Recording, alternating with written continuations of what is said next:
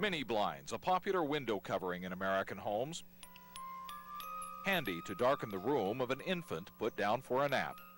And that's the deadly setting. A baby is attracted to the cord, gets it hooked around the neck, falls, and is strangled. It happened to 10-month-old Aaron Joe Brandon in Kansas. A blind cord killed 17-month-old Reuben Vollmer in Los Angeles, and that's how Wilson Fisher of Redmond, Oregon, died too. There's not a day that goes by that I don't open a drape or somehow see one. That it's there. You know, it's just that evening, that night, that moment in time is brought, you know, back into immediate consciousness. Both Dean and Allison Smith are doctors. They anguish that they could not have saved their own son. Each day, Dean passes a tree planted in memoriam of Wilson at a hospital where he treats others. And though the couple now enjoys another newborn son, a year and a half after Will's death, Allison and Dean Smith still wish they had recognized the danger and saved their son. His crib was by the window, less than a foot away, and within easy reach of the cord. He was at the age where he was starting to get more active and pulling himself up on things and just actually nearing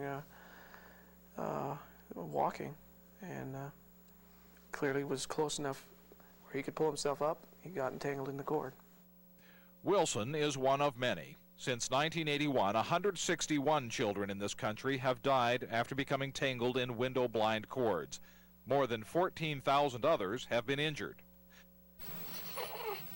Parents like Jamie Charlew are the lucky ones. She put her son Jared to bed in a crib by a window. Moments later, she passed by his room and heard her baby gasping for breath. I ran over to him and I undid the cord, you know, from his neck, and I cried and I put him on the bed, and I mean, he was just panicking. His breath was like gasping, and he was, you know, like hyperventilating. He was dying to breathe. Until the mishap, Charlew never saw the danger of the cord. Though the noose of those cords are now obvious to victims' parents, before the tragedy, the cord was an invisible threat.